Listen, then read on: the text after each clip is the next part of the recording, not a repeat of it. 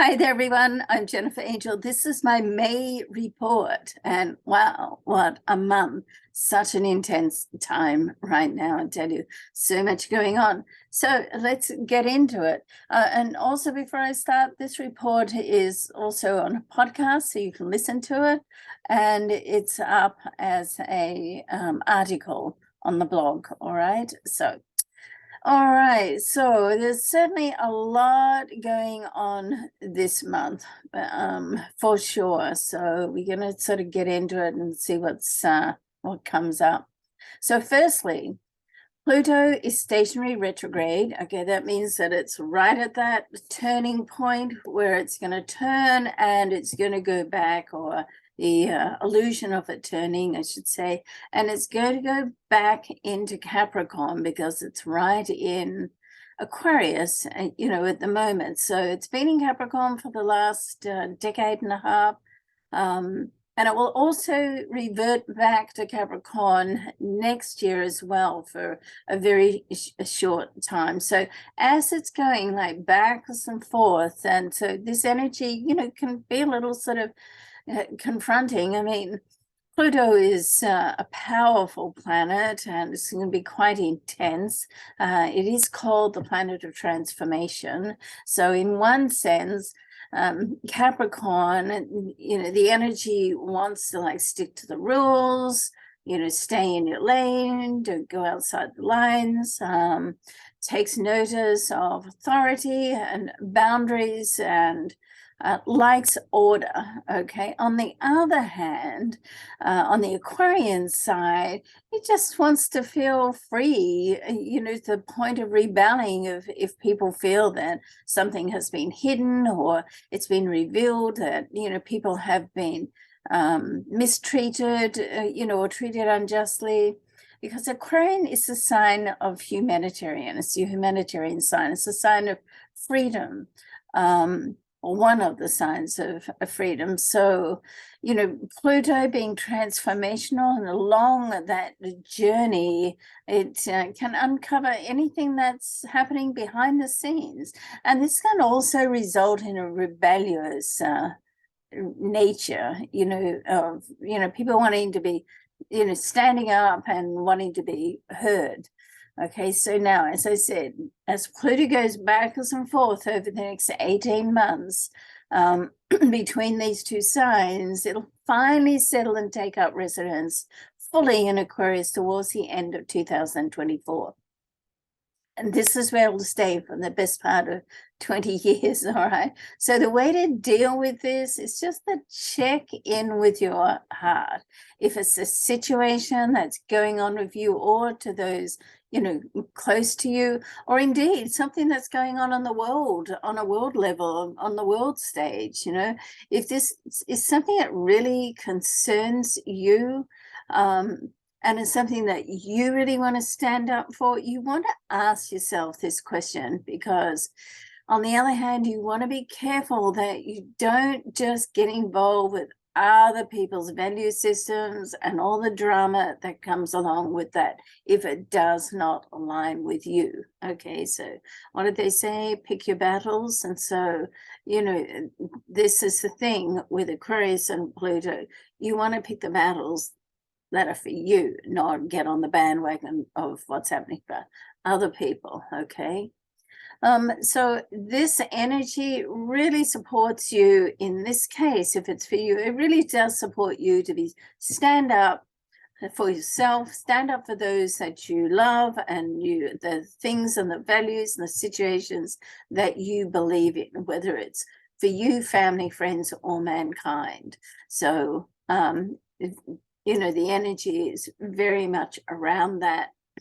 And it's, as I say, backwards and forwards. So it's going to be, as it goes backwards and forwards, it's going to be at that critical degree, either side, 29, 0 degrees. So it can intensify things. So this is a pretty intense time in the astral market. It certainly is in the astral scene. It certainly is life changing and life shifting for sure.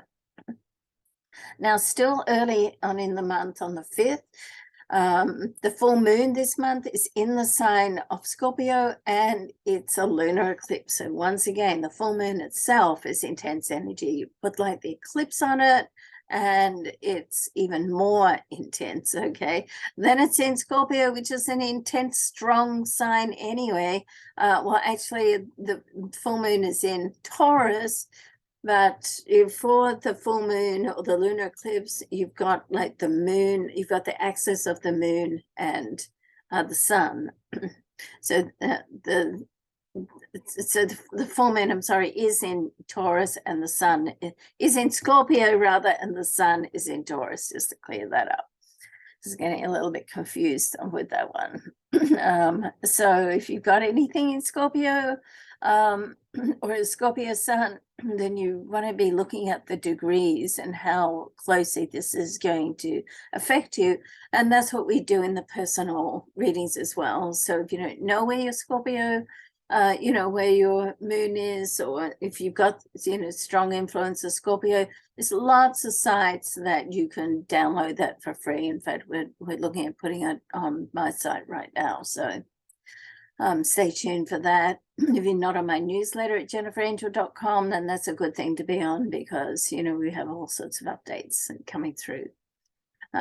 So, you know, but let's talk about the full moon lunar eclipse. So this represents endings and beginnings. However, to have such a wonderful beginning, generally you're going to have to let go of something that no longer serves you. And this energy is very much about that. It's like, let's clean out and start afresh. So you may need to come to terms with, you know, some things or situations. And sometimes when it's an eclipse, which is this added powerful, you know, intense energy, then the life changes can come simply from what someone else does. So, you know, you're just sort of there in the firing line or the influence, and you have to pick up the pieces or go with the flow. And sometimes in life, that's when our, you know, big life changes happen. So go with the flow is sort of like the imminent word here. So, but you want to be prepared for it, because, you know, all in all, at the end of the day, you want to hold your judgments, because what can seem like an interruption on your life right now can actually end up being, you know, the greatest blessings. We just can't see it right now. It's like, you know, when you move forward and you look back and you think, wow, I was really lucky to have that experience because it changed my whole life, even though so it's can be challenging, let's say, to go through. And as my spiritual teacher in New York, John Mark Shaw, used to say, when your life gets messy, that's when your life is changing. Okay, I always remember that, and it's so true. Okay, so it's just something to keep in mind, right? Now, on the same day as the lunar eclipse, on the 5th of May, Venus and Jupiter will interact, and they're going to interact in what's called a astral sextile aspect. So, and which is great about this is the sextile is opposite. It's excellent just for opening opportunities and possibilities. And Jupiter is about opportunities. So, you know, it's really the big vision planet that brings things in, and Venus focuses on relationship and money and how it's all going to come together. So this is one of the most fortunate planetary interactions of the entire year. And as such, you know, you want to take advantage of it by firstly getting clear about what you want your journey to be. And, you know, and getting like an action plan down. And when, you know, when you have a roadmap and you know where you're going, and you've got a road to follow and a plan to follow, then you're more likely to arrive at your destination, okay? If not, and, you know, then you're just winging it, then honestly, who knows where you're going to end up, right? This is why coaching is so popular, and I love the coaching aspect of my career. because it does help people figure out the map and then, keep them on track to get to where you want to go. If you're interested in that, then, go along to jenniferangel.com and you can, see the information through there. Reach out to me and we'll book a complimentary session to discuss coaching if that's what you think would be something that would be good for you. Okay, now, Love Goddess Venus, she will make her move from Gemini into the more sensitive and inward mindful sign of Cancer. And in this position, it does encourage us all just to speak from our heart, just to tell our truth, no matter how candidly it comes out, okay? And then mid-month on the 15th, Mercury's finally going to come out of its retrograde, yay, being in Taurus. And, as this retrograde has taken place between two eclipses, it's been a little bit sort of rocky on, different levels. I can see it with what's happening in my life and my friends and my clients' life. But I say it does help to shift things. So, but now the second half of this month, it's time to get ready. You want to, the Mercury retrograde is great for reorganizing, restructuring, and then you're getting ready for the second half of the month, which is putting things into action and initiating. Okay, so all perfect there. On the 9th of the month, powerful energy of the sun will connect in a astral connection with Uranus. Just looking to see if that's correct. And yes. And, in these two planets, when it's a conjunction, it means that the two planets are at the same degree in the same sign, usually. And with this particular combined energy, it's like anything can happen out of the blue, so expect the unexpected for sure. So in this case, you want to keep your schedule sort of flexible, a little bit flexible over this time for when the unexpected hits, so then it doesn't sort of just knock you off the shelf. You've got like a little bit of wriggle room in your calendar, okay? And this is another area where what someone else does can have an effect on your life as well. So flexibility really is going to be your savior and key point here. At the same time, Jupiter, which is a planet of abundance and expansion and growth, will make its move from the fast-thinking sign of Aries and move into the more methodical sign of Taurus, all right? In this placement, it just helps to shift your focus more onto relationships, the relationship you have with yourself, because it's the area of self-worth as well, and the relationship that you have with money, and pretty well all relationships are monetary, and self relationships sort of come up the highest concentration. And it encourages you to monitor your own thoughts and feelings and just be mindful of the vibratory energy, which is the people that you're connecting with. Do they make you feel good? Do they make you feel bad? Is it like a repetitive situation? You may want to limit the time there. You want to pay attention to what you're saying. Like, are you putting out a negative sort of vibe, like I hate this, or, I really don't want to do that? Just switch it around and focus on the positive. And just be more mindful about the energy that you're putting out to the universe, okay? Now, during the third week of the month, on the 19th, we have a new moon, which we do each month, okay? It's in the sign of Taurus. It's all happening around Taurus. So which means, big time for Taurus, but also for each and every sign, because the energy and the vibratory energy that's happening in Taurus will reflect in a different area of life for each sign. Okay. With Jupiter here as well, and the sun, the moon, Mercury retrograde, and Mercury is still there after it's retrograde, and Uranus, there's a lot going on in Taurus.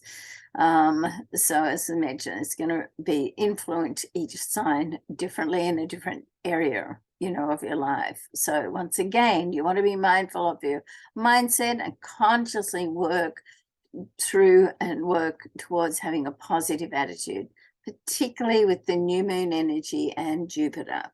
Okay, because this is like a time to open up and bring new realizations, situation, and people into your life.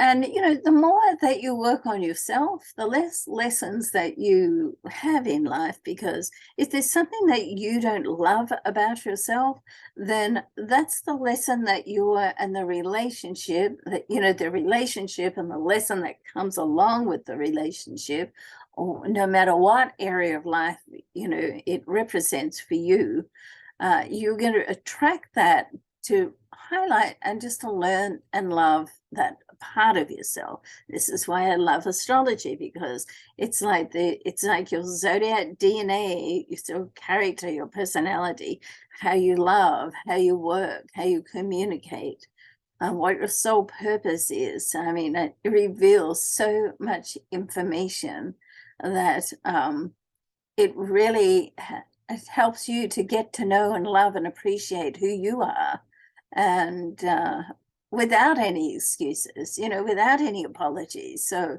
that's one of the most amazing and very accurate, things of astrology, and one of the reasons why I really love it. So, be mindful that, there's some lessons that sort of come through now as well, because particularly this area where it's all happening on is very much about your self-worth. So this is really a month to be mindful of that. Now, and then, motivational planet Mars will also ingress into the next sign, into Leo. And Leo being a fire sign, Mars is pretty comfortable here. So in this position, the Mars energy will just help us all to get motivated and just put thoughts and projects into action. And now that we're out of the Mercury retrograde, this is a great time to do that. So the second half of the month is a time really to make things happen and just to push forward, and not just push forward, but push through your resistance points. Okay, once again, to notice what they are and go, okay, I can do this, and push through. So in that sense, you break through to a more positive area and mindset, and where definite changes can happen in your life. So May, it's such an action-packed month. It really is. There's so much going on, lots of transitions, lots of planetary aspects and transitions. And the best thing that you can do to combat this is to just get organized. Okay. Second, to look after yourself. Do what is right for yourself on a mind, body, and spirit level. Look after you. Do the work. Do the inner work. Basically, do whatever it takes for you to feel balanced and harmonious, and happy. Find your happy place, and find out what makes you happy and do more of it. All right. So what happens this month? I mean, it can literally be life-shifting, life-changing in a good way. And so you want to just keep a positive attitude, and just practice being grateful, because gratefulness, the energy of gratitude, it's the same energy of success. So if you can just focus on being happy and grateful, then you're in a pretty good space. Okay. And from there, you want to just focus on where you want to end up, not where you've come from, but keep your focus on where you're going, all right? And that's really the big secret to manifestation, all right? Don't labor on the past. You keep talking about the past and going into the past and, you know, bitching about the past, then that creates your present going into the future. So you're still living the past. So you want to change your life, then change the way you think. Just change your attitude, okay? All right, so love, luck, and vision to you. I hope you all have like an amazing, life-changing, life-shifting month. And don't forget to come back and listen to the, each week I put out 2 videos, a planetary video or, you know, mindful abundance type video and a weekly video, what's happening in the stars this week. All right, so if you haven't subscribed, I would love you to do that. Thank you so much for watching, and I'd love you to share too. I'd really appreciate that. Thanks so much, everybody. Bye for now.